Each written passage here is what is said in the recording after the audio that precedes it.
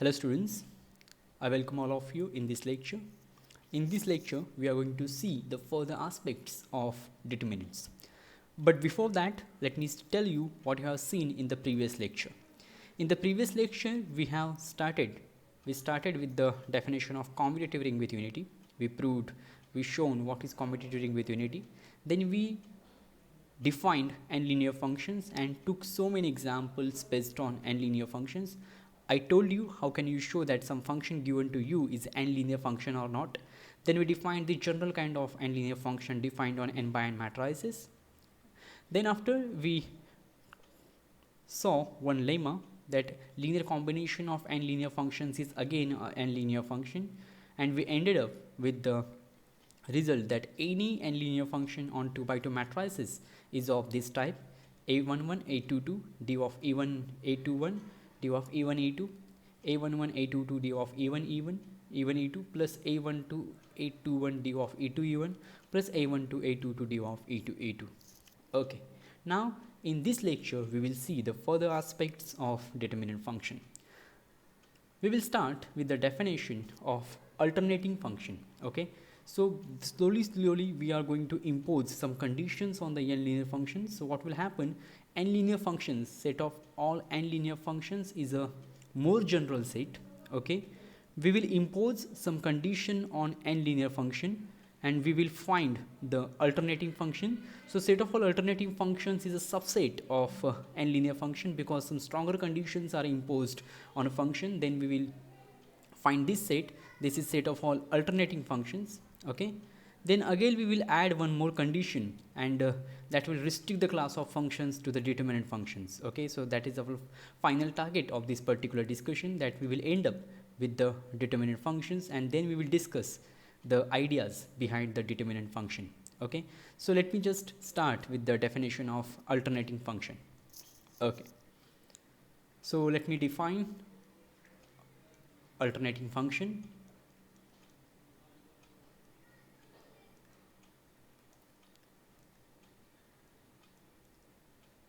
Okay, so I told you that any function is said to be alternating function if two conditions are satisfied, but before that it should be n linear function, as I discussed before, right? So let D be a n linear function. First of all, it should be n linear function. Okay, and n linear function is said to be alternating function. Okay, then D is said to be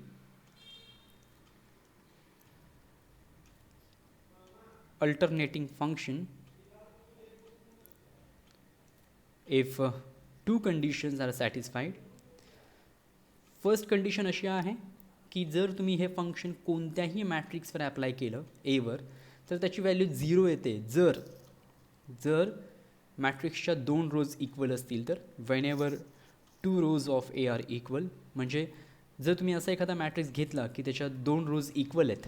okay, आणि अशा मॅट्रिक्सवर जर तुम्ही हे function apply केलं तर D of एची value 0 आली पाहिजे.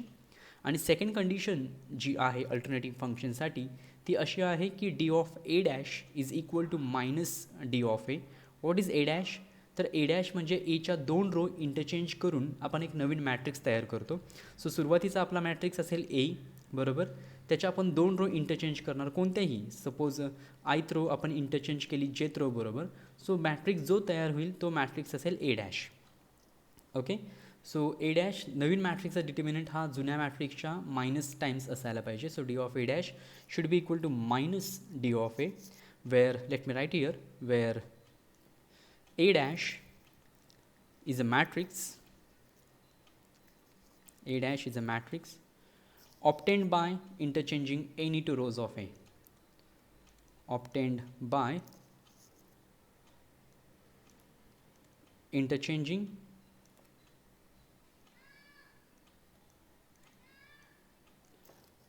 any two rows of A.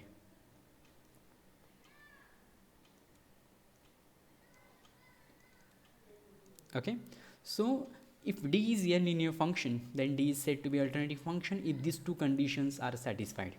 Okay, now see, let me first of all, before going to discuss some more things, what we will do, we will discuss this two conditions briefly. पहिली condition काय आहे की जेव्हा मॅट्रिक्सच्या दोन रोज equal असतील आणि अशा मॅट्रिक्सवर जर तुम्ही डी फंक्शन ॲप्लाय केलं तर तुम्हाला आउटपुट 0 मिळालं पाहिजे. ही पहिली कंडिशन आहे. आणि दुसरी कंडिशन अशी आहे की जर तुम्ही एच्या दोन रो इंटरचेंज केल्या, कोणत्याही दोन रो तुम्ही इंटरचेंज केल्या, तर तुम्हाला नवीन मॅट्रिक्स मिळेल ए डॅश.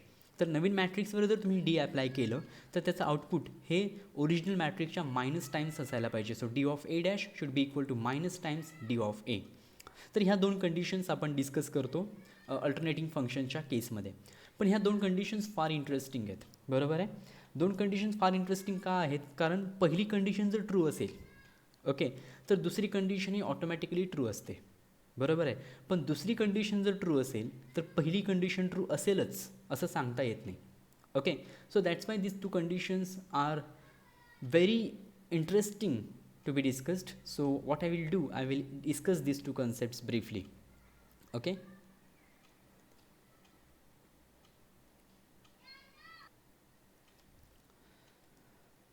ओके, आपण हे नंतर प्रूव्ह करणार की जर पहिली कंडिशन ट्रू असेल तर दुसरी कंडिशन ट्रू असते. हे आपण पुढच्या काही सेक्शन्समध्ये प्रूव्ह करणार आहे. बट आता आपण सध्या हे बघूया की दुसरी कंडिशन जर ट्रू असेल तर पहिली कंडिशन ट्रू असतेच असं अजिबात नाही. Okay, so let me just write it as a note here and I will show you one example to support that particular discussion. So 1 implies 2. If one condition is true then definitely 1 implies 2, but 2 does not implies 1. So 2 does not implies first condition. Okay, now why I am saying this, let me just discuss this idea that why it is so. Okay, now suppose 2 holds. Okay, suppose second condition is true. Assume करा की दुसरी condition true आहे. Suppose 2 holds, म्हणजे जेव्हा कधी A dash हा तुम्ही matrix घ्याल ज्याच्यामध्ये तुम्ही पहिल्या मॅट्रिक्सच्या दोन रो इंटरचेंज केलेल्या असतील तर नवीन मॅट्रिक्स जो असेल तुमचा ए डॅश त्याच्यावर डी अप्लाय केला तर result will be minus D of the first matrix. Okay, so suppose 2 holds आणि ॲज्युम करा let A be a matrix with 2 equal rows. Okay, एक मॅट्रिक्स मी घेतला आहे ए ज्याच्या दोन रो इक्वल आहेत आणि मी ॲज्युम करतो आहे की सेकंड कंडिशन ट्रू आहे. आता जर मॅट्रिक्स मी असाच चूज करतो आहे की ज्याच्या दोन रोज इक्वल आहेत तर माझा क्लेम असा आहे जर पहिली कंडिशन ट्रू असेल तर काय प्रूव्ह झालं पाहिजे की D of A equal to 0 झाला पाहिजे. राईट, दॅट्स माय टार्गेट की मला प्रूव्ह करायचं आहे की डी ऑफ ए 0 झाला पाहिजे. आता तसं होतं आहे का बघूया. ओके, आता काय करायचं, हा तुमचा मॅट्रिक्स आहे, right. Okay, let me just take matrix A. हे थोडंसं लॉजिकली तुम्ही इझिली समजून घेऊ शकता. ॲज्युम करा की तुमच्या मॅट्रिक्सच्या दोन रोज इक्वल आहेत. म्हणजे समजा ही रो, ओके, आणि ही रो मॅट्रिक्सची इक्वल आहे. ठीक आहे, आता हा तुमचा ए मॅट्रिक्स आहे. Let me just write this matrix is A. Okay, हां, हा मॅट्रिक्स तुमचा ए आहे. आता काय करा, या मॅट्रिक्सच्या दोन रोज इंटरचेंज करा. कोणत्या दोन रोज? ज्या दोन रोज इक्वल आहेत त्या दोन रोज इंटरचेंज करा. मग तुम्हाला नवीन मॅट्रिक्स मिळेल, बरोबर. नवीन मॅट्रिक्स कोणता असेल? ए डॅश असेल. ओके, आणि ए डॅशमध्ये ह्या दोन ज्या रो इक्वल आहेत त्या दोन रो काय होतील? इंटरचेंज होतील, बरोबर. पण याच्यामुळे मॅट्रिक्सवर काहीच फरक पडत नाही कारण तुम्ही ज्या दोन रो इंटरचेंज करताय त्या दोन रो इक्वल असल्यामुळे, ओके, पहिला मॅट्रिक्स आणि आत्ताचा मॅट्रिक्स हा व्हॅल्यू वाईज जर बघितला तर दोन्ही मॅट्रिक्स सेमच आहेत, बरोबर आहे. कारण तुम्ही ती रो इंटरचेंज करताय, त्या दोन रो तुम्ही इंटरचेंज करताय ज्या दोन रो एकमेकांना इक्वल आहेत, बरोबर आहे. सो या इंटरचेंजिंगमुळं जो नवीन मॅट्रिक्स तयार होणार आहे तो नवीन जरी असला तरी त्याची व्हॅल्यू ही जुन्या मॅट्रिक्ससारखीच आहे. Okay, because there is no change at all in that particular matrix. But anyway, we have done the interchanging. So now as per the property 2 काय होणार आहे? property 2 करेक्ट आहे असं आपण ॲज्युम केलं आहे. So D of A dash म्हणजे हा जो नवीन मॅट्रिक्स मला मिळाला आहे ए डॅश त्याची व्हॅल्यू काय असेल? D of A dash that will be equal to minus D of A, बरोबर आहे. Why I am writing this? I am writing this by property 2 कारण प्रॉपर्टी 2 करेक्ट आहे. सो त्याच्यामुळं डी ऑफ ए डॅशची value काय असेल? Minus D of A असेल, no problem. But A dash equal to A ना, it's very simple to understand. Okay, कारण A डॅशमध्ये आपण एच्या 2 रो इंटरचेंज केल्या, पण ज्या 2 रो आपण इंटरचेंज केल्या त्या 2 रो इक्वल होत्या, त्याच्यामुळं मॅट्रिक्सच्या स्ट्रक्चरवर काहीही फरक पडत नाही. ओके, मॅट्रिक्स तुमचा तोच राहतो. Okay, so A dash equal to A. So जर ही व्हॅल्यू पुट केली तुम्ही A dash equal to A तर काय मिळेल? So D of A dash equal to A put केला मी is equal to minus D of A. So what this implies? This implies 2 times D of A equal to 0. Okay, आणि आपण ही गोष्ट सांगताना फार घाई करतो की 2 times D of A equal to 0 आहे म्हणजे डी ऑफ ए 0 आहे, कारण 2 तर 0 असू शकत नाही. लिसन, 2 0 नसतो कोणत्या रिंगमध्ये? रिअल नंबरमध्ये, रॅशनल नंबरमध्ये किंवा इंटिजर्समध्ये 2ची व्हॅल्यू 0 घेता येत नाही, कारण त्या रिंगचं कॅरेक्टरिस्टिक इन्फिनिटी आहे, बरोबर आहे. पण प्रत्येक रिंगसाठी असं होईल का? प्रत्येक रिंगसाठी असं होत नाही. मला एक हे सांगायचं होतं एवढ्यासाठी की समजा तुम्ही एक्झाम्पलमध्ये रिंग तुम्ही अशी घेतली, what I am telling you, की समजा तुम्ही रिंग अशी घेतली, late me just show you. समजा तुम्ही रिंग घेतली Z2, ठीक आहे. आता Z2 ही जी रिंग आहे, Z2 रिंगमध्ये 2 एलिमेंट असतात, एक असतो 0 बार आणि दुसरा असतो 1 बार. ओके, याच्यामध्ये जर तुम्ही 1 बार प्लस 1 बार केला तर तुम्हाला मिळतो 2 बार, बरोबर. पण 2 बार म्हणजे it is equivalent to 0 bar, कारण 2 बारला 2ने डिवाइड केलं तर remainder will be 0. So 2 bar is equal to 0 bar. So ही जी प्रॉपर्टी आहे, okay, this implies either D of A equal to 0 और 2 इक्वल टू 0. जर तुम्ही मी बोललो तसं रॅशनलमध्ये, इंटिजरमध्ये किंवा रिअलमध्ये किंवा कॉम्प्लेक्समध्ये काम करत असाल तर ऑब्वियसली याचा अर्थ असा होतो की D of A equal to 0. पण आता मी इथं म्हणून मुद्दामून काय लिहितो आहे की कन्सिडर द रिंग. मी मुद्दाम रिंग कोणती घेतो आहे बघा. कन्सिडर द सेट Z2 वर मी 2x2 मॅट्रायसेस डिफाईन करतो आहे. Z2 वर मी 2x2 मॅट्रायसेस डिफाईन करतो आहे. सो त्याच्यामुळे काय होणार आहे की ह्या 2ची व्हॅल्यूसुद्धा 0 असू शकते, बरोबर आहे. ओके, सो मी ते I am just writing that down. we know that in Z2, okay, we know that in Z2 2 bar is equal to 0 bar, बरोबर आहे. 2 bar is equal to 0 bar. Hence 2 times d of a equal to 0, okay, may not imply, I just want to tell you that may not imply d of a equal to 0. म्हणजे D of एचीच value 0 असेल असं शक्य नाही किंवा असं सांगता येत नाही, कारण 2ची व्हॅल्यू पण 0 होते. जर तुम्ही ही रिंग घेतली तर 2ची व्हॅल्यू 0 आहे. सो डी ऑफ ए जरी नॉन 0 असला तरीसुद्धा 2 टाइम्स डी ऑफ ए 0च येणार, कारण 2ची व्हॅल्यू 0 आहे त्या रिंगमध्ये, बरोबर आहे. म्हणजे काय झालं की may not imply D of A equal to 0, म्हणजे आपण ॲज्युम केलं की सेकंड कंडिशन ट्रू आहे, बट तरीसुद्धा फर्स्ट कंडिशन ट्रू नाही आहे, कारण आपण एका पर्टिक्युलर रिंगवर जाऊन ते प्रूव्ह केलं की ही कंडिशन ट्रू असेलच असं सांगता येत नाही. So that's why I am telling you की पहिली प्रॉपर्टी ही दुसरी प्रॉपर्टी इम्प्लाय करते, बट दुसरी प्रॉपर्टी पहिली प्रॉपर्टी इम्प्लाय करेलच असं नाही. Okay, now after this I would like to define the determinant function. So let me now define determinant function. I told you that we are slowly going to increase the conditions on the n linear function and we are creating new classes of the functions. Now determinant function. So आता determinant function कशाला म्हणतात की alternating function असायला पाहिजे. It should be alternating function. Okay, so let me write the definition. An alternating function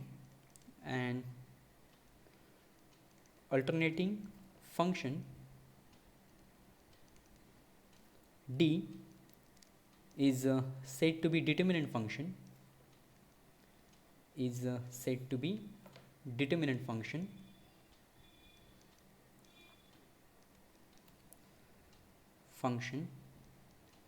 if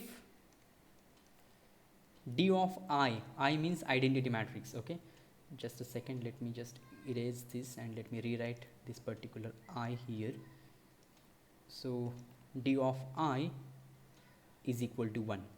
okay, so D of आयची value 1 आली तर आपण त्या केसमध्ये अल्टरनेटिंग फंक्शनला डिटर्मिनंट फंक्शन म्हणतो. सो सुरुवातीला जसं मी सांगितलं तुम्हाला की एन लिनियर फंक्शनचा क्लास हा मोठा असतो, त्याच्यावर आपण ॲडिशनल कंडिशन्स टाकल्या की मग अल्टरनेटिव्ह फंक्शन्स तयार होतात, त्याचा क्लास थोडा अजून छोटा होतो. आणि डिटर्मिनंट फंक्शनवर आपण अजून एक कंडिशन इम्पोज केल्यामुळे डिटर्मिनंट फंक्शन हा अल्टरनेटिव्ह फंक्शनचा सबसेट असतो. So I am just writing DANL. NL means n linear, A means alternating, D means determinant. So this way you can write the subsets. Okay, so determinant functions is a subset of alternating functions. Alternating function is a subset of n linear function. Okay, so this is the definition of determinant function. Now before going to prove something or before going to handle some lemmas and theorems, I would like to take one example. Okay, so I will take that example. Actually I will take two examples and then I will discuss lemmas. Okay, I will show you how can you apply this kind of things. Okay, so first thing that I'm going to show you is that let me take the first example. Example is like this. Prove that d of a equal to a11 a22 minus a12 a21 is the only determinant function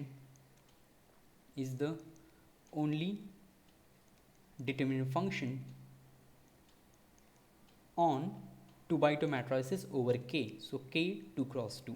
So आपल्याला prove करायचं आहे की d of a equal to a11 a22 minus a12 a21 is the only determinant function, okay, on K 2 cross 2. Okay, so हा proof फार easy आहे.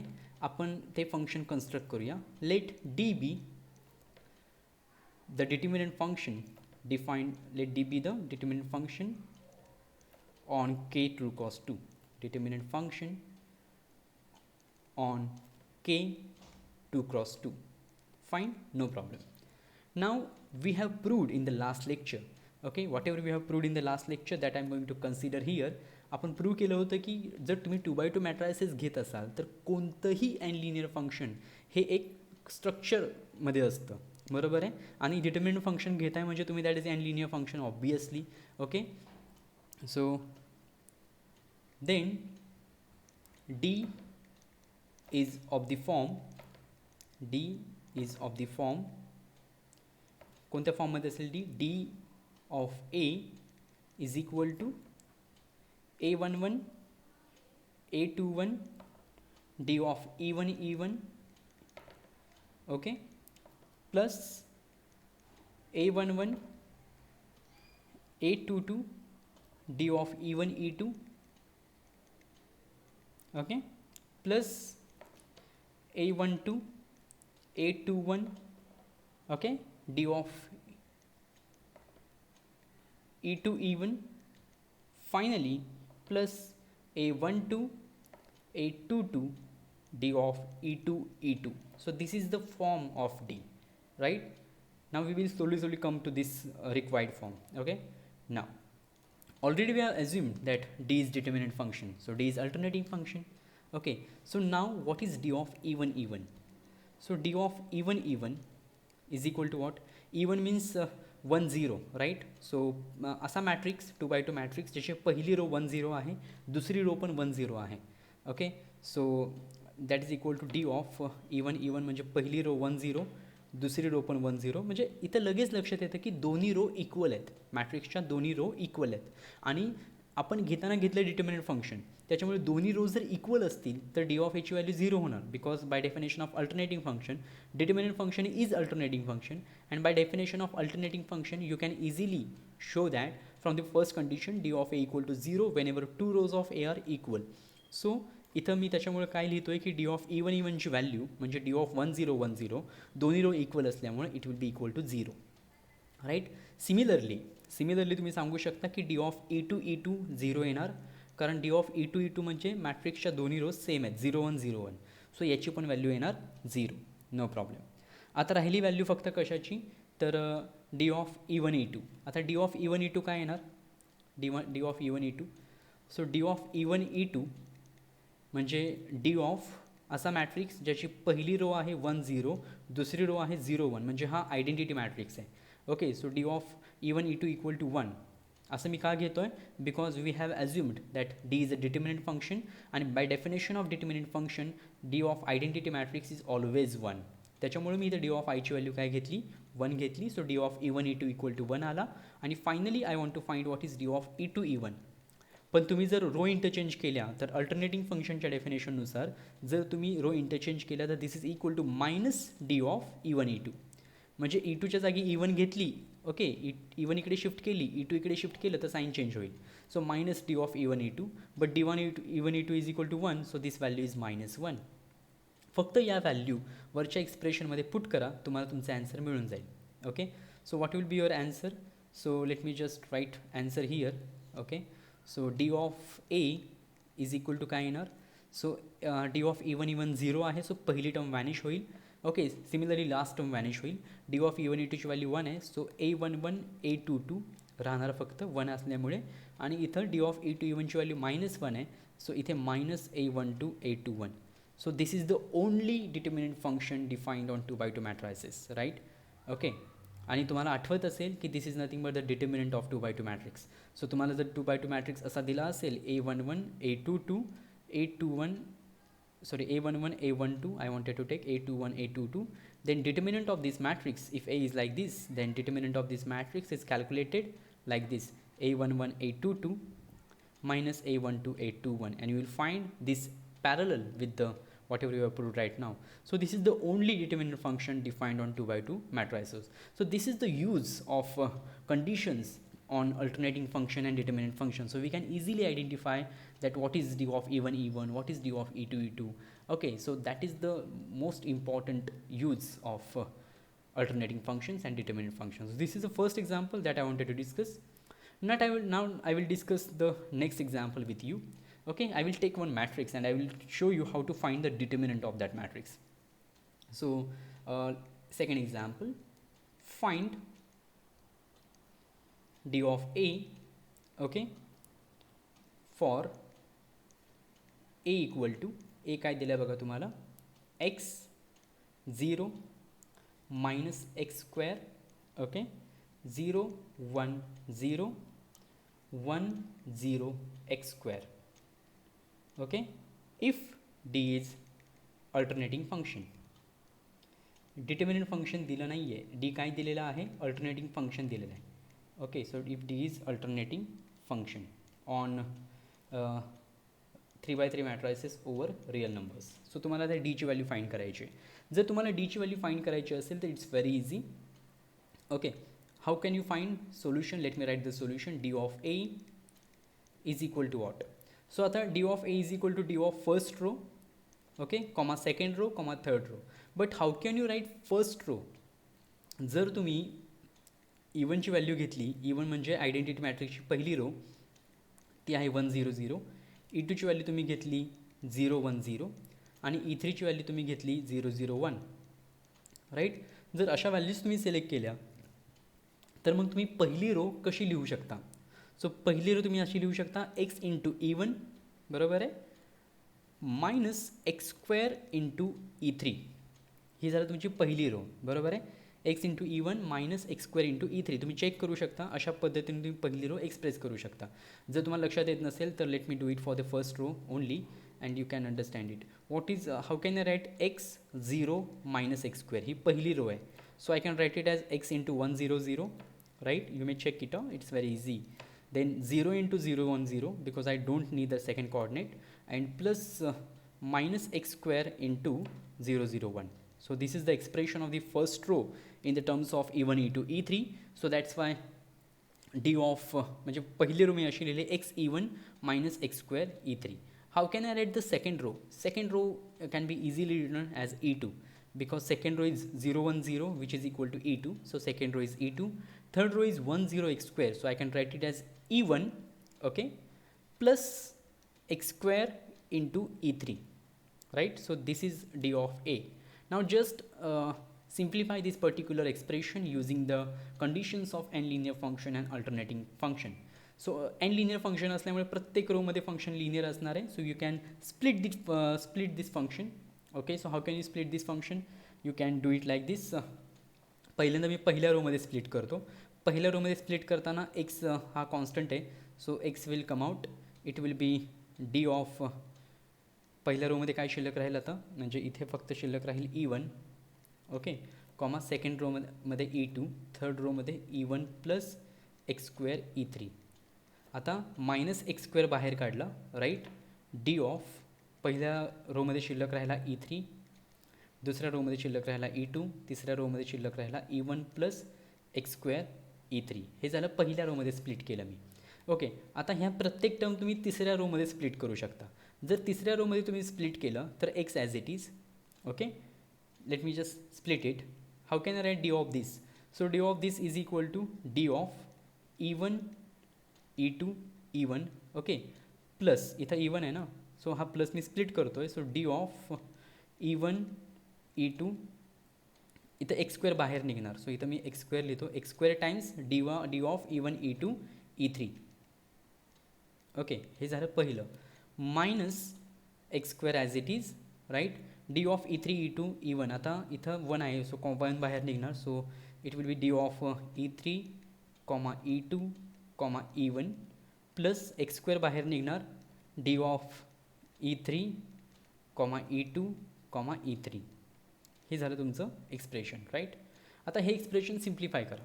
But हे expression simplify करणं अतिशय इझी आहे, कारण डी तुम्हाला दिलेली काय आहे, अल्टरनेटिंग फंक्शन दिले तुम्हाला, right. So D alternating function असल्यामुळे काय होणार आहे की let me just show you. D alternating function असल्यामुळे हे जर तुम्ही बघितलं तर हे काय आहे, D of E1 E2 E1. म्हणजे हा जो मॅट्रिक्स आहे यातली पहिली आणि तिसरी रो इक्वल आहे. Let me just highlight those rows so that you will understand. ही पहिली रो त्या मॅट्रिक्सची आणि ही तिसरी रो, आणि पहिली आणि तिसरी रो इक्वल असल्यामुळे ही फर्स्ट व्हॅल्यू 0 येणार, राईट. सो हे टर्म वॅनिश होऊन जाणार पूर्णपणे. ओके, ही टर्म वॅनिश होऊन जाणार. सो मी ह्याला हायलाईट करतो येलोने. ही टर्म वॅनिश झाली. ही टर्म वॅनिश होणार नाही, ही पण टर्म वॅनिश होणार नाही, कारण सगळ्या रो डिस्टिंक्ट आहेत. पण लास्ट टर्म इथं D of E3 E2 E3 आहे. इथं सुद्धा पहिली रो आणि तिसरी रो इक्वल आहे, आणि तुम्हाला माहिती आहे की जर डी अल्टरनेटिंग असेल आणि मॅट्रिक्सच्या 2 रो इक्वल असतील तर डी ऑफ हे 0 असतो. सो हे पूर्ण टर्म निघून जाणार, ही पण टर्म 0 होणार. ओके, सो आता तुमच्याकडे जे राहिलं ते तुम्ही लिहून काढा. सो तुमच्याकडे फक्त राहिलं एक्स इंटू एक्स स्क्वेअर म्हणजे x cube, D of E1 E2 E3, बरोबर आहे, minus x square D of E3 E2 E1. ही तुमची झाली व्हॅल्यू डिटर्मिनंटची, ओके, डीची. बट आता काय आहे की इथं D of E1 E2 E3 आहे, इथं D of E3 E2 E1 आहे. सो हे जर मला युनिफॉर्म आणायचं असेल तर व्हॉट आय विल डू, या मॅट्रिक्समध्ये मी E1ला E3कडे शिफ्ट करेन, E3ला E1कडे शिफ्ट करेन. बट ज्यावेळी मी 2 रो इंटरचेंज करतो, डी अल्टरनेटिंग असल्यामुळं साईन चेंज होतं. त्याच्यामुळं काय होणार, it will be X cube D of E1 E2 E3 as it is, right. आता इथे मी रो इंटरचेंज करणार आहे, त्याच्यामुळे मायनस होणार ते. सो मायनस इंटू हा मायनस म्हणजे plus x square D of E1 E2 E3, right. So D of E1 E3 E2 common काढला तुम्ही तर this is x cube plus x square D of E1 E2 E3. आणि E1 E2 E3 म्हणजे that is nothing but the identity matrix. So this answer is x cube plus x square into D of identity matrix. आणि तुम्ही ह्याला 1 लिहू शकत नाही. 1 का लिहू शकत नाही, ही मिस्टेक्स बऱ्याचदा होते तुमच्याकडून, अशा मिस्टेक्स. तुम्ही त्याला 1 का लिहू शकत नाही, कारण डी ही फक्त अल्टरनेटिंग फंक्शन दिलेली आहे. डी डिटर्मिनंट फंक्शन नाही आहे. डिटर्मिनंट फंक्शन दिली असती तर आपण डी ऑफ आयची व्हॅल्यू 1 लिहिली असती. सो फायनल आन्सर तुमचं हे आहे, D of A equal to X cube plus x square plus into D of I. Okay, so this is the answer, d of a. So I hope that you must have understood how to calculate d of given matrix, okay, using this particular ideas and definition of alternating function and determinant function as well. Okay, so after discussion of these two crucial examples, now I will shift my attention to the lemmas, and I will prove a few important lemmas one by one. Okay, so the first lemma that I'm going to prove here is this. Let me just write down the statement of lemma. So lemma that I'm going to prove is this: let d, okay, be a two linear function. It is two linear function, no issue. Okay, it is given as a two linear function with property. एक property दिली आहे फक्त याच्यात additional, with property that d of a equal to 0 d of a equal to 0 for all 2 by 2 matrices over K, all 2 by 2 matrices over K having equal rows, having equal rows. Okay, then D is alternating. जर असं असेल तर आपल्याला prove करायचं आहे की D is alternating. Okay, हे आपल्याला प्रूव्ह करायचं आहे. आता हा प्रूफ ॲक्च्युली इझी आहे आपल्यासाठी. कारण आपल्याला अल्टरनेटिंग फंक्शन प्रूव्ह करण्यासाठी 2 कंडिशन्स प्रूव्ह कराव्या लागतात. पहिली कंडिशन प्रूव्ह करावी लागते की जर डी एच्या 2 रो इक्वल असतील तर डी ऑफ एची व्हॅल्यू 0 आली पाहिजे, ही पहिली कंडिशन. आणि दुसरी कंडिशन की जर तुम्ही एच्या 2 रो इंटरचेंज केल्या तर मग नवीन मॅट्रिक्स जो असेल ए डॅश त्याचा डी हा मायनस डी ऑफ ए आला पाहिजे. हे आपल्याला 2 कंडिशन प्रूव्ह कराव्या लागतात. बट इथे लेमामध्ये एक कंडिशन ऑलरेडी दिलेली आहे. कोणती कंडिशन दिलेली आहे की जर मॅट्रिक्स ऑलरेडी मॅट्रिक्सला 2च रो आहेत फक्त, आणि जर मॅट्रिक्सच्या 2 रो इक्वल असतील for all 2 by 2 matrices over K having equal rows, जर मॅट्रिक्सच्या 2 रो इक्वल असतील तर डी ऑफ ए 0 असतो. हे आपल्याला ऑलरेडी दिलेलं आहे. आता राहते फक्त सेकंड कंडिशन प्रूव्ह करायची की जर रो इंटरचेंज केल्या तर डीची व्हॅल्यू मायनस होते, म्हणजे साईन चेंज होतं. एवढंच फक्त प्रूव्ह करायचं आहे. तेवढं प्रूव्ह केलं की हा लेमा प्रूफ होतो. Okay, so let us go to the proof of that. Proof मी पहिल्यांदा काय करतो, let A equal to alpha beta. Okay, alpha ही पहिली रो, बीटा ही दुसरी रो, असं करतो मी ह्याला. Let A is equal to alpha beta. Alpha is the first row, beta is the second row. Okay, आता फक्त काय प्रूव्ह करायचं आहे आपल्याला, आपला क्लेम एवढाच आहे की जर मी एच्या रो इंटरचेंज केल्या, म्हणजे अल्फाच्या जागी बीटा घेतला, बीटाच्या जागी अल्फा घेतला, तर व्हॅल्यू काय आली पाहिजे minus D of alpha beta. म्हणजे पहिली जी व्हॅल्यू असेल त्याच्या निगेटिव्ह व्हॅल्यू आली पाहिजे. हे मला प्रूव्ह करायचं आहे. सो हे प्रूव्ह करण्यासाठी what I am going to do, I am going to consider D of alpha plus beta comma alpha plus beta. या मॅट्रिक्सचा मी डी कॅल्क्युलेट करतो आहे. आता या मॅट्रिक्सचा डी 0 आहे हे तुम्ही इझिली सांगू शकता, कारण हा जो मॅट्रिक्स मी कन्सिडर केला आहे याच्यामध्ये दोन्हीही रो इक्वल आहेत. बरोबर आहे. Okay, so what is this equal to, this is equal to, actually it is equal to 0 but I want to split it because d is a n linear function. हे आपल्याला दिलेलं आहे की d is 2 linear function. Okay, त्याच्यामुळे हे आपण split करू शकतो. So this can be written as D of alpha alpha plus D of alpha beta after splitting plus D of beta alpha plus D of beta beta. Right, अशा पद्धतीने आपण याला split करू शकतो. आता जी कंडिशन आपल्याला थेरममध्ये प्रोव्हाइड केलेली आहे ती अशी आहे लेमामध्ये की जर 2 रो इक्वल असतील मॅट्रिक्सच्या तर त्याचा डी 0 असेल. सो ही पहिली टर्म 0 होऊन जाणार, ही लास्ट टर्म 0 होऊन जाणार. सो राहणार फक्त D of alpha beta plus D of beta alpha. बरोबर आहे. हे झालं तुमची याची व्हॅल्यू. बट ॲक्च्युली याची व्हॅल्यू काय येते, but D of alpha plus beta comma alpha plus beta is equal to 0, कारण त्याच्या दोन्ही रो इक्वल आहेत आणि 2 रो इक्वल असतील तर डीची व्हॅल्यू 0 येते. हे आपण ॲज्युम केलेलं आहे. So D of alpha plus beta comma alpha plus beta equal to 0 आलं, दॅट वी नो. सो आता फक्त काय करा की हे आणि हे कम्पेअर करा. सो इथं D of alpha plus beta comma alpha plus बीटाची व्हॅल्यू आलेली आहे.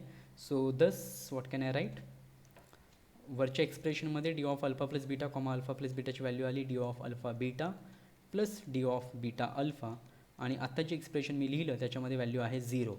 So what this implies, one can easily find out that this implies d of beta alpha is equal to minus d of alpha beta.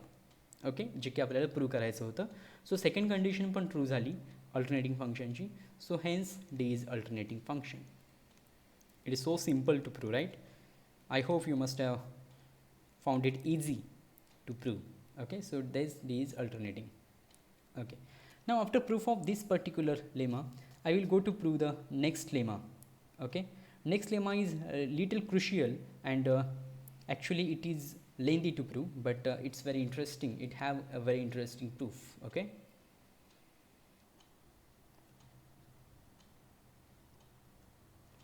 let me write the statement of lemma. So lemma is like this.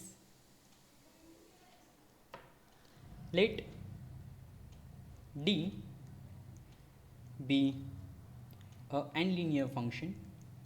Okay, so let d be a n-linear function fine, on k n cross n, so n by n matrices over k. Condition काय दिली बघू. Suppose d of a equal to 0, suppose d of a equal to 0 whenever two adjacent rows of a are equal, whenever two adjacent rows of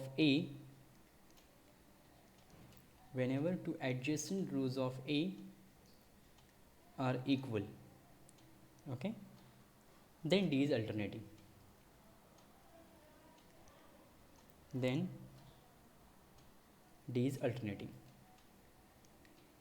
so आता condition कशी दिली आहे की जर मॅट्रिक्सच्या दोन ॲडजस्टंट रो इक्वल असतील, म्हणजे पहिली रो आणि दुसरी रो, किंवा दुसरी रो आणि तिसरी रो, किंवा तिसरी आणि चौथी रो, म्हणजे एकामागच्या एक रोज अशा जर इक्वल असतील मॅट्रिक्सच्या, तर डी ऑफ ए 0 असणार अशी कंडिशन आपल्याला प्रोव्हाइड केलेली आहे. जर ही कंडिशन ट्रू असेल सगळ्या अशा पद्धतीच्या मॅट्रायसेससाठी, तर डी अल्टरनेटिंग असतो, हे आपल्याला प्रूफ करायचं आहे. ओके, याचा प्रूफ अजिबात डिफिकल्ट नाही आहे, हां, बट प्रूफ लेंदी आहे, so it will take some time, but it is very interesting proof. Okay, आता काय प्रूव्ह करावं लागेल आपल्याला की डी अल्टरनेटिंग दाखवायचं असेल तर आपल्याला दोन कंडिशन प्रूव्ह कराव्या लागतील. पहिली कंडिशन आपल्याला प्रूव्ह करावी लागेल की जर एच्या कोणत्याही दोन रो इक्वल असतील, फक्त ॲडजस्टंट रोज नाही, एच्या कोणत्याही दोन रो इक्वल असतील तरीसुद्धा डी ऑफ ए 0 झाला पाहिजे. ही पहिली कंडिशन आपल्याला प्रूव्ह करावी लागेल. आणि दुसरी कंडिशन आपल्याला प्रूव्ह करावी लागेल की जर आपण एच्या दोन रो इंटरचेंज केल्या तर ए डॅश तयार होईल. So D of A dash is equal to minus D of A, हे आपल्याला प्रूव्ह करावं लागेल. ठीक आहे. सो आता हे प्रूव्ह करत असताना काय आपण कशा पद्धतीने प्रूव्ह करणार आहे. सो पहिल्यांदा मी सेकंड कंडिशन प्रूव्ह करतो. Okay, suppose A is a matrix. Suppose A is a matrix with alpha i plus 1, म्हणजे ह्या दोन रोज आहेत मॅट्रिक्सच्या. Suppose A is a matrix with alpha i plus 1 equal. So let me just write it in a different words so that suppose A is a matrix where two adjacent rows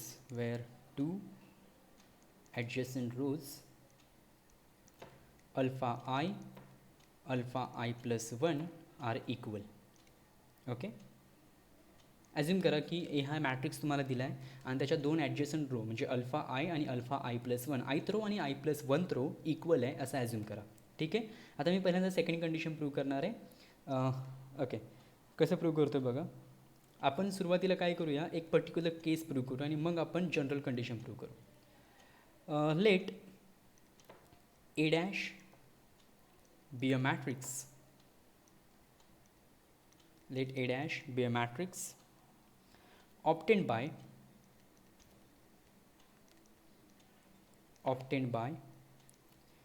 interchanging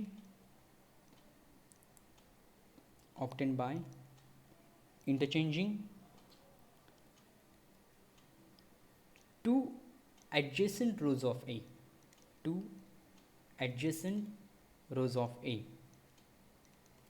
that is कोणत्या row interchange करणार आपण ए डॅशमध्ये alpha i आणि alpha i plus 1 आपण interchange करणार. So alpha आयच्या ठिकाणी alpha i plus 1 असेल, alpha i plus 1च्या ठिकाणी अल्फा आय असेल. अशा पद्धतीने आपण हे इंटरचेंजिंग करणार.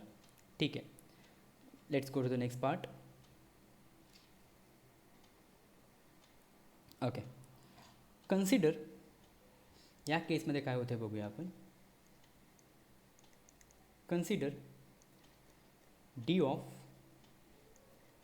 Alpha 1 alpha 2 dot so on. Alpha आयच्या ठिकाणी मी घेतो आहे अल्फा आय प्लस 1. असं का घेतो आहे मी ते तुम्हाला कळेल, कारण मागाशी पण आपण ही ट्रिक वापरली होती D of A dash equal to minus D of A दाखवण्यासाठी.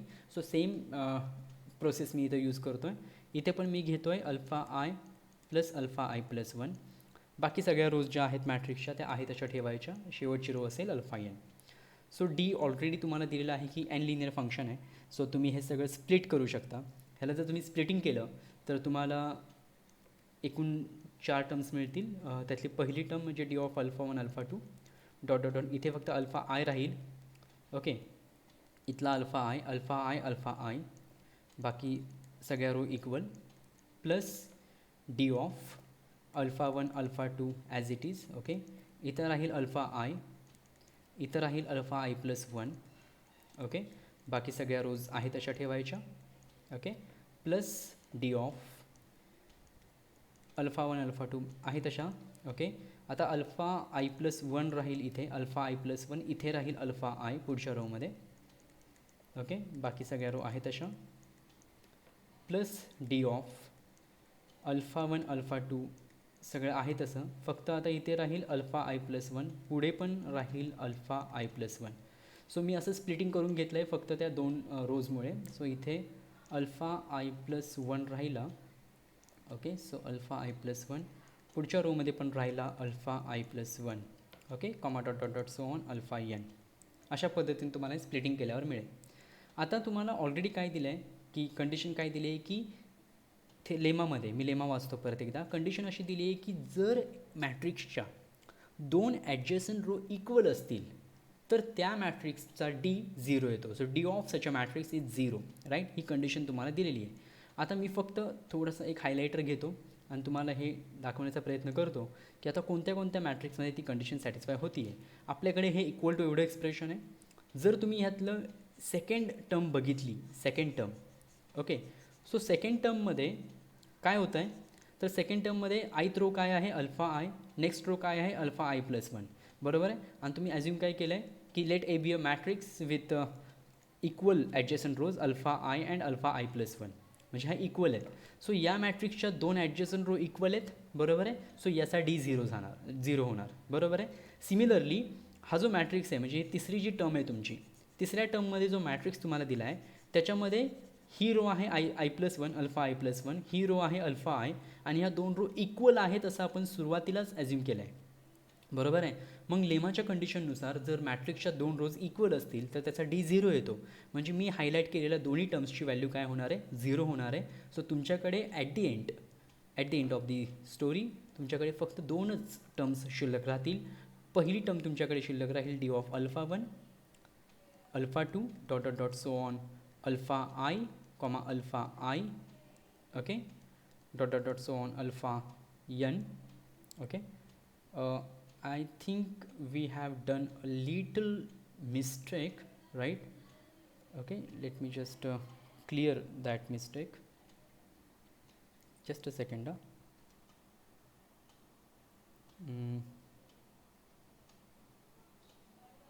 Okay, just a second. I think we have done a little mistake. So let me clear that mistake here itself so it will not create a blunder. So just let me do that. Let me not assume this that alpha I and alpha I plus 1 are equal. Okay, let me not assume this. Fine. Let me just assume that A dash is a matrix obtained by interchanging two adjacent rows alpha I and alpha I plus 1. So I am removing the condition that alpha I and alpha I plus 1 are equal. Okay, and then I want to see what happens. So let me just erase these terms and let me write those terms again, because now alpha I and alpha I plus 1 are not equal, so those terms will not be 0, right? So okay, so plus इथे काय होतं d of alpha 1 alpha 2 dot dot dot so on alpha I, इथे राहिला alpha I plus 1 comma dot dot dot so on alpha n. okay, आणि plus इथे term मी परत लिहितो.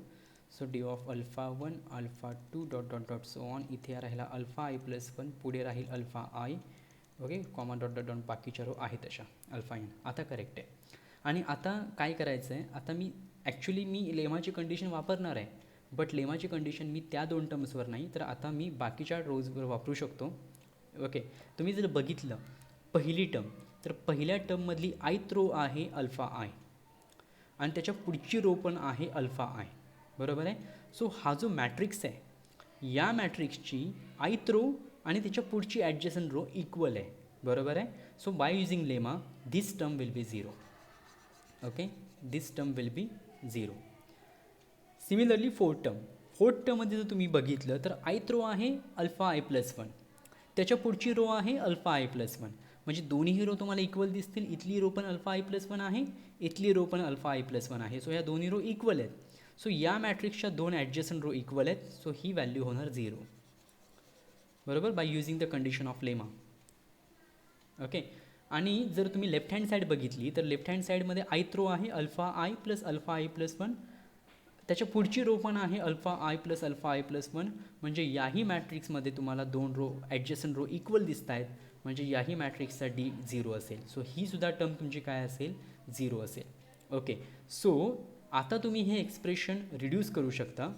Okay, आणि हे एक्सप्रेशन रिड्यूस केल्यावर तुम्हाला काय मिळेल, तर तुम्हाला असं मिळेल की लेफ्ट हँड साईडला 0, so this implies 0 is equal to, इथे काय काय शिल्लक राहिलं, D of alpha 1 alpha 2 dot dot dot so on alpha i comma alpha i plus 1 comma dot dot dot so on alpha n. Okay, आणि plus पुढे D of alpha 1 alpha 2 dot dot dot so on alpha i plus 1 comma alpha I.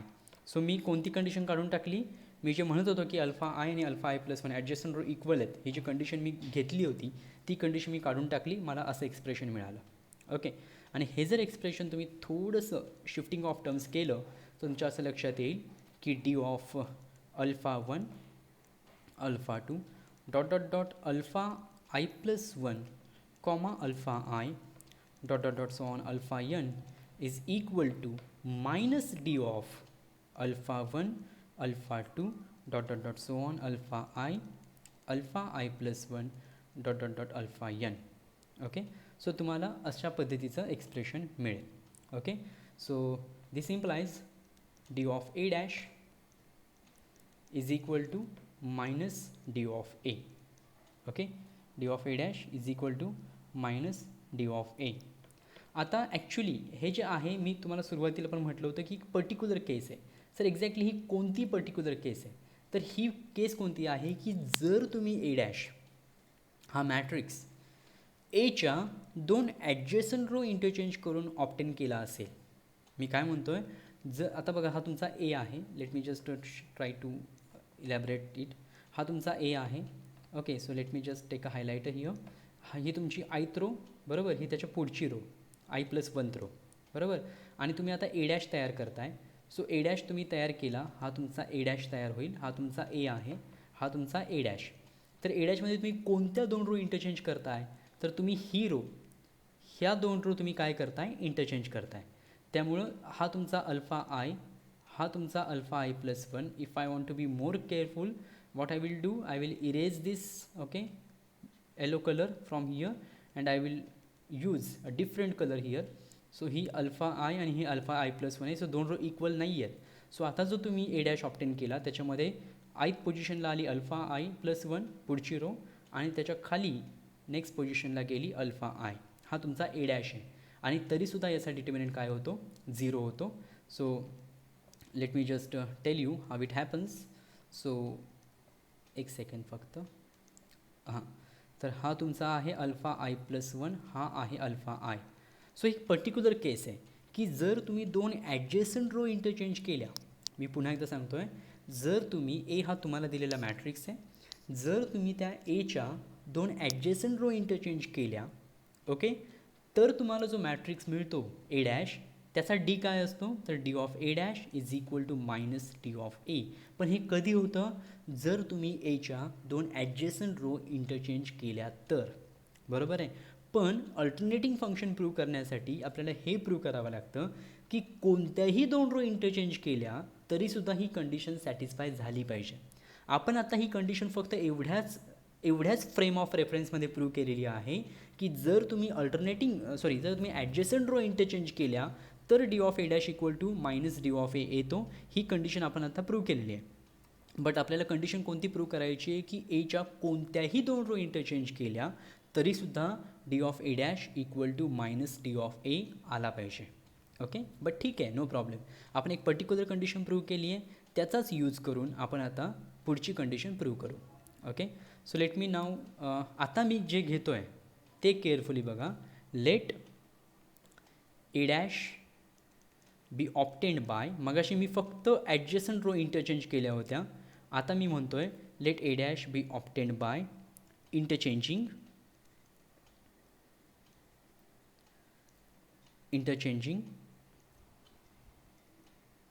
Any two rows of A. आता कोणत्याही दोन row तुम्ही interchange करा, interchanging any two rows of A. पण आपण अंडरस्टँडिंगसाठी असं म्हणूया से आयथ रो आणि jth row, say ith row and jth row. समजा तुम्ही ह्या दोन रो इंटरचेंज केल्या, आयथ रो आणि जेथ रो. ठीक आहे, आता ही झाली जनरल केस. मागाशी जी होती ती पर्टिक्युलर केस की आपण फक्त ॲडजसंट रो इंटरचेंज केल्या आणि आपल्याला ते एक्सप्रेशन मिळालं की D of A dash equal to minus D of A. आता आपण कोणत्याही दोन रो इंटरचेंज करणार आहे. ओके, आयथ रो आणि जेथ रो. आता काय होतं आहे ते बघूया. Okay, so let's try to understand what happens now. Okay, so आता आपण हे प्रूव्ह करूया. बट हे प्रूव्ह करताना आपण काय करणार आहोत तर एक इंटरचेंजिंग ट्रिक वापरणार आहे. सो आता मी काय इंटरचेंजिंग ट्रिक वापरतो आहे बघा. हे बघा, ए तुमचा मॅट्रिक्स कसा आहे तर ए तुमचा असा आहे. पहिली रो आहे अल्फा 1, दुसरी आहे alpha 2 dot dot dot so on. इथे आहे अल्फा आय, त्याच्या पुढची रो आहे अल्फा आय प्लस 1. ओके, त्याच्या पुढची असेल अल्फा आय प्लस 2 वगैरे वगैरे. इथं कुठेतरी अल्फा जे असेल. आपण असं ॲज्युम करूया की आय लेस दॅन जे आहे. सपोज इथं मी लिहितो म्हणजे तुम्हाला ते कन्फ्युजन होणार नाही की सपोज आय लेस दॅन जे आहे. सो अल्फा आयथ रो ही जेथ रोच्या आधी असेल, राईट.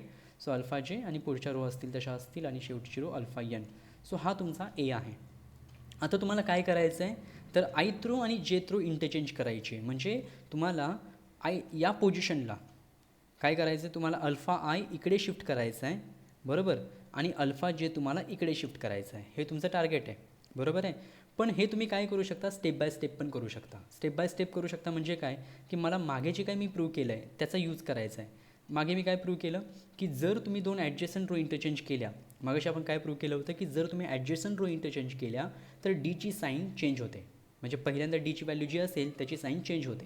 हे आपण प्रूव्ह केलं आहे ॲडजसंट रोसाठी. सो मला ती ट्रिक यूज करायची, म्हणून मी काय करणार आहे की हे डायरेक्टली शिफ्टिंग न करता मी ह्याला बाय स्टेप शिफ्टिंग करणार आहे. म्हणजे काय करणार, पहिल्यांदा अल्फा आय आणि अल्फा आय प्लस 1 इंटरचेंज करणार, बरोबर.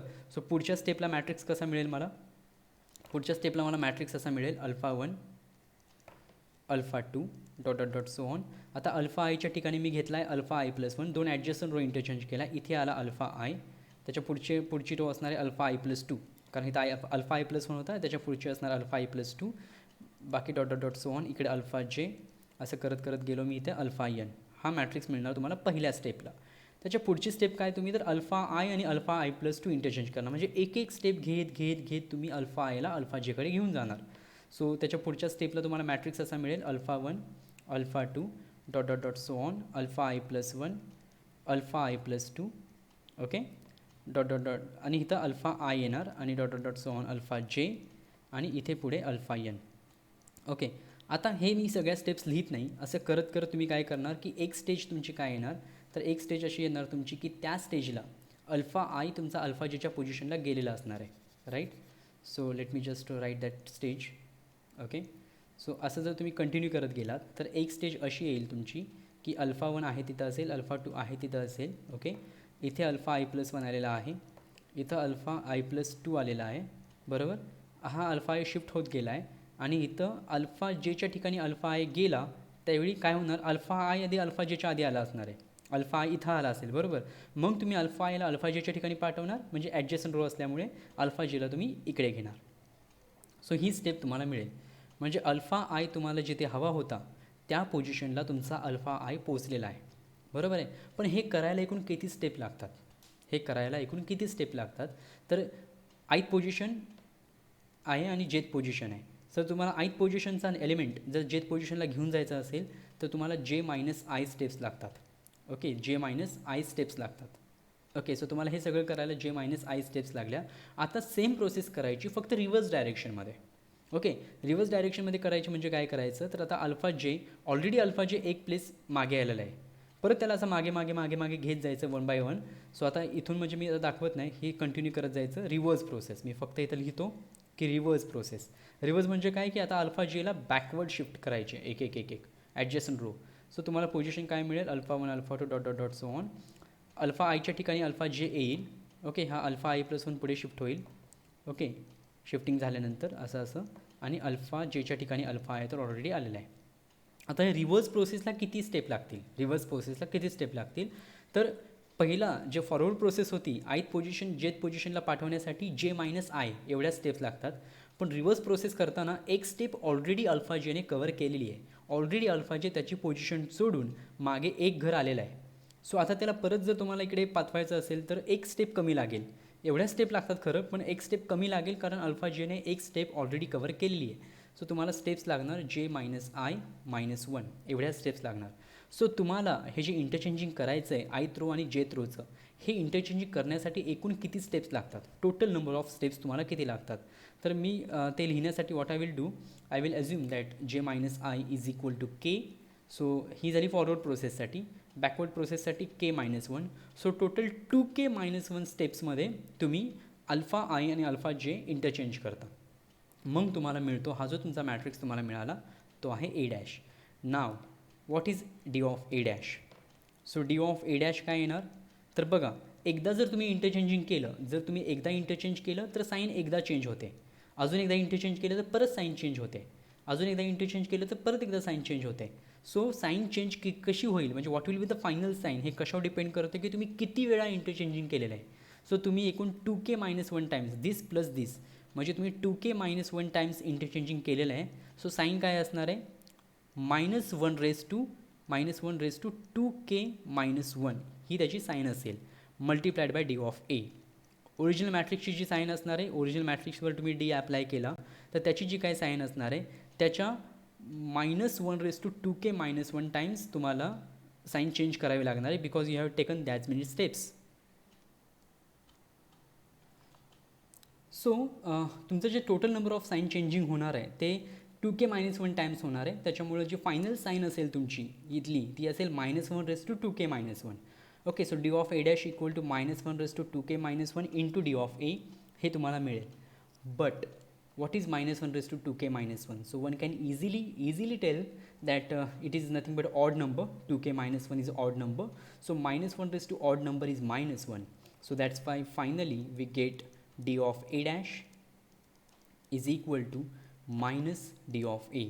आणि आता आपण ॲडजसंट रो नाही तर आपण कोणत्याही दोन रो इंटरचेंज करून हा रिझल्ट ऑब्टेन केलेला आहे. हां, पण त्याच्यासाठी आपण रिझल्ट कोणता यूज केला तर ॲडजसंट रो शिफ्टिंगचा रिझल्ट आपण यूज केला की जर तुम्ही ॲडजसंट रो शिफ्ट केल्या तर साईन एकदा चेंज होतं. हा रिझल्ट यूज करून आपण ते प्रूव्ह केलं आहे, मान्य. पण आपण फायनली जो जनरल रिझल्ट आहे तो प्रूव्ह केला की तुम्ही मॅट्रिक्सच्या कोणत्याही दोन रो इंटरचेंज केल्या तरी सुद्धा D of A dash is equal to minus D of A. Okay, आणि फॉरवर्ड प्रोसेससाठी जे मायनस आय स्टेप्स म्हणजे के स्टेप्स, आणि बॅकवर्ड प्रोसेससाठी एक स्टेप ऑलरेडी अल्फा जे घेऊन आलेला आहे. सो दॅट्स वाय एक स्टेप कमी लागेल. So k minus 1 steps. So total 2k minus 1 स्टेप्समध्ये तुम्ही या पोझिशनचे इंटरचेंज करू शकता. ओके ओके सो अल्टरनेटिव्ह फंक्शनसाठी लागणारी सेकंड कंडिशन जी होती ती आपण प्रूव्ह केली. पहिली कंडिशन पटकन आणि एका मिनिटात प्रूव्ह करता येईल कारण ती फार सोपी कंडिशन आहे, आणि ही जर प्रोसेस तुम्हाला लक्षात आली असेल फॉरवर्ड प्रोसेस तर तुम्ही इझिली ती प्रोसेस करू शकता. Suppose ith and jth rows of A are equal. आता आपल्याला प्रूव्ह करायचं आहे की जर कोणत्याही दोन रो इक्वल असतील, म्हणजे पहिली प्रॉपर्टी की कोणत्याही दोन रोज जर एच्या इक्वल असतील तर डी ऑफ ए 0 येतो. बरोबर आहे. Suppose ith and jth row of A are equal. So A is equal to काय आहे तुमचा. सो हा फार सिम्पल रिझल्ट आहे. So that's why I am just taking it right now. Alpha i इथे आहे, असं करत करत अल्फा जे इथं आहे आणि हा अल्फा एन. बरोबर आहे. सो तुम्ही काय करायचं, मगाचं जे प्रोसेस तुम्ही फॉरवर्ड प्रोसेस जी यूज केली तीच फॉरवर्ड प्रोसेस यूज करायची आणि अल्फा आय शिफ्ट करत जायचं कुठे, अल्फा जेच्या पोझिशनला. तर ज्यावेळी तुम्ही जे मायनस आय स्टेप्स घेणार त्यावेळी तुम्हाला मॅट्रिक्स कोणता मिळेल तर ए डॅश मिळेल. आपण त्याला बी म्हणूया. तुम्हाला मॅट्रिक्स बी मिळेल. What is B. Alpha 1 alpha 2 dot dot dot so on. इथं अल्फा आय प्लस 1 आलेला असणार आहे फॉरवर्ड प्रोसेसमुळे, आणि इथं अल्फा जे इकडे आला असेल आणि इकडे आला असेल अल्फा आय. बरोबर आहे. बाकी सगळं रोज आहे तशा. सो तुम्हाला हा मॅट्रिक्स मिळेल ज्यावेळी तुम्ही फॉरवर्ड जे मायनस आय स्टेप्स घेता. पण जर तुम्ही लेमाचं स्टेटमेंट केअरफुली बघितलं तर लेमानं स्टेटमेंट काय दिलेलं आहे की जर मॅट्रिक्सच्या दोन ॲडजस्टंट रो इक्वल असतील तर मॅट्रिक्सचा डी 0 असतो. So D of A equal to 0 whenever two adjacent rows of A are equal, हे आपल्याला दिलेलं आहे, बरोबर आहे. सो बी जर तुम्ही ऑब्झर्व केला तर बीच्या जेथ रो आणि आयथ रो ह्या ज्या रो तुम्हाला दिसत आहेत, ह्या दोन रो ह्या ॲडजस्टंट आहेत, बरोबर आहे. आणि आपण ॲज्युम काय केलं आहे की त्यात इक्वल पण आहेत, म्हणजे ॲडजस्टंट आहेत आणि इक्वल आहेत. त्याच्यामुळं by lemma by given condition आपण म्हणूया, by given condition what we get D of B equal to 0. D of B काय असणार, 0 असणार. But what is D of B, तर डी ऑफ बी म्हणजे काय, तर जे मायनस आय स्टेप्स तुम्ही इंटरचेंजिंगच्या करताय. सो -1 साईन किती वेळा चेंज होणार, जे minus i times. So -1 j minus i times D of A असणार आहे D of B. But D of बीची व्हॅल्यू 0 आहे. हे बघा डी ऑफ बी असं का आलं, कारण तुम्ही जे मायनस आय स्टेप्स घेतल्या. So j minus i times तुमचं साईन इंटरचेंज होईल. सो त्याच्यामुळे न्यू साईन जे साईन असेल -1 जे मायनस आय असेल times the original D of A. Okay, but D of B equal to 0. So this implies D of A multiplied by -1 j minus I equal to 0, and this clearly implies that d of a equal to 0. बरोबर आहे. So जर एच्या दोन row equal असतील तर D of ए 0 येतो. So हा part फार इझी आहे प्रूव्ह करणं. Okay, so finally we have proved both the conditions are true. So that's why D is alternating function. Okay, so hence finally I can write that D is alternating function. कारण दोन्ही condition prove केल्या आपण. पहिली condition म्हणजे पहिल्यांदा दुसरी condition prove केली, नंतर आपण आता फर्स्ट कंडिशन प्रूव्ह केली की कोणत्याही दोन रो इक्वल असतील तरी तुझा डी ऑफ ए 0 येतो. So okay, so with this I stop here. Okay, I hope you must have understood all the results that I have discussed in this particular lecture. Thank you.